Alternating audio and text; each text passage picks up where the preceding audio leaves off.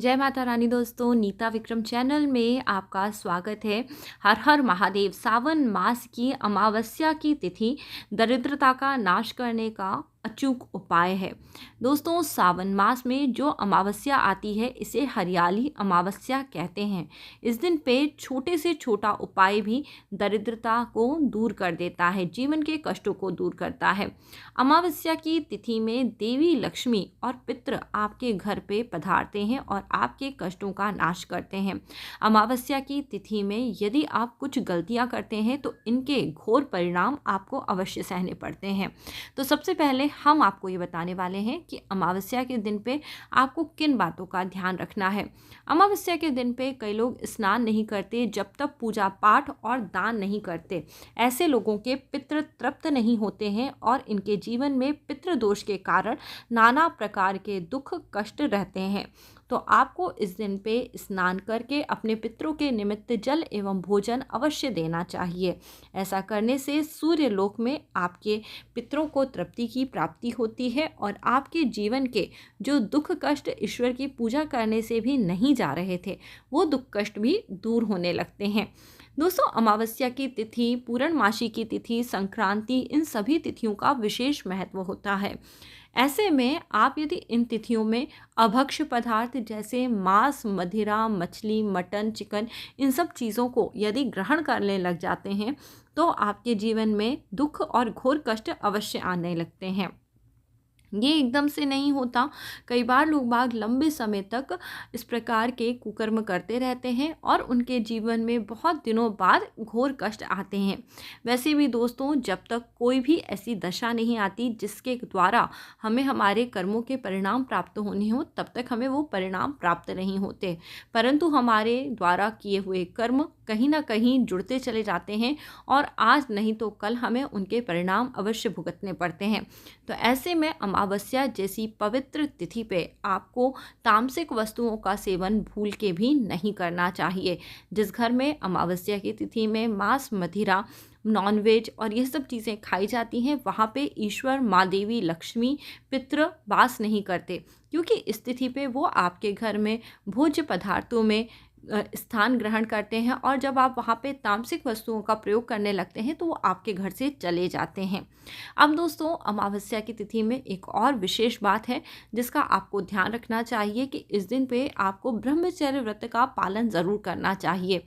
कई लोग इस दिन पे संतान प्राप्ति की इच्छा से यदि किसी भी प्रकार से शारीरिक संबंध बनाते हैं तो वह संतान चंद्रमा कमज़ोर लेके पैदा होती है, जो आगे आने वाले समय में उसके मानसिक रोगों का कारण बनती है। अमावस्या, पूर्णमासी और कई तिथियों में हमें कभी भी संतान प्राप्ति के लिए गृहस्थ कार्यों में प्रविष्ट नहीं होना चाहिए। ये बातें जिन घरों में मानी जाती हैं वहाँ पे उत्तम संतान की प्राप्ति होती है और जीवन में कष्ट भी नहीं होते। दोस्तों, अमावस्या की तिथि आपके पितरों की तिथि है। इस दिन आपके पितर आपके घर पे आते हैं। जैसे कई लोगों के घर में गाय अमूमन रोटी मांगने आती हैं और वो वहाँ कुछ देर खड़ी रहती हैं और कई बार लोग बाग गाय तथा किसी न किसी पशु को अपने घर से मार के भी भगाते हैं। तो आपको ये कार्य नहीं करना है। यदि इस दिन पे, क्योंकि रविवार है और अमावस्या की तिथि है, तो आपको गौ माता को भोजन ज़रूर कराना है, क्योंकि गाय जिस घर के सामने खड़े होके सांस लेती है उस घर के करोड़ों वास्तु दोषों को गौ माता हर लेती हैं। तो कभी भी आपको गौ माता के साथ बुरा व्यवहार कभी नहीं करना चाहिए और जब भी आप इस प्रकार के कोई शुभ दिन आए उस दिन पे आपको गौ माता को रोटी ज़रूर देना चाहिए। जब हम अपने पितरों के निमित्त भोजन निकालते हैं तो गाय, कुत्ता और कौआ, ये तीनों ही प्राणी ऐसे हैं जो पितरों के निमित्त भोजन को ग्रहण करते हैं। तो भले आपको इस दिन पे कौआ दिखाई दे या नहीं दे, यदि आप अपने पितरों के निमित्त भोजन रखना चाहते हैं तो अपने घर की छत के ऊपर रख दीजिए। अपने घर के आसपास जहाँ कहीं भी आपको कुत्ता मिले उसको भी भोजन अवश्य दीजिए। ऐसा करने से आपके पितृ तृप्त होते हैं और जिस घर में पितरों को भोजन दिया जाता है उस घर में कई तरह के दोष कलेश नहीं रहते हैं। दोस्तों, अमावस्या की तिथि को बहुत ही चमत्कारी तिथि बताया गया है, क्योंकि इस दिन पे भगवान भोलेनाथ शिव शंभू का आशीर्वाद चंद्रदेव को प्राप्त हो जाता है कि अब उनका जो स्वरूप है वो घटता बढ़ता रहेगा, उनको कभी भी अपने जीवन में लुप्त नहीं होना पड़ेगा। हम सब दोस्तों अलग अलग प्रकार के डर और भय में जीते हैं और चंद्रमा हमारे मन का कारक होता है जो हमें अलग अलग प्रकार के डर देता है, क्योंकि चंद्रमा प्रतिदिन अपने रूप को बदलता रहता है।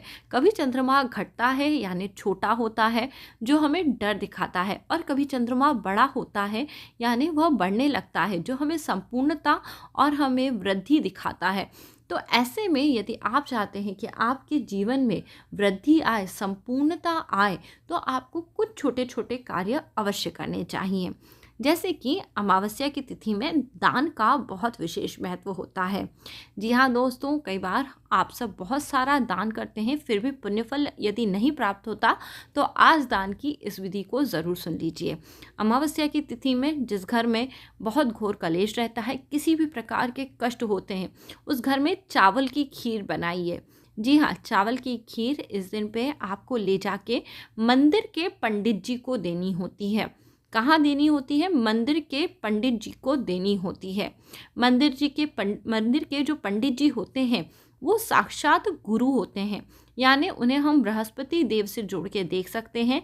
और इस दिन जब आप अपने घर में मीठी खीर बनाते हैं, उसमें आप चावल का प्रयोग करते हैं जो चंद्रमा का कारक तत्व है, और साथ में इसमें आप चीनी, दूध, ये सभी चीज़ें डालते हैं जो कि चंद्रमा की वस्तुएं होती हैं।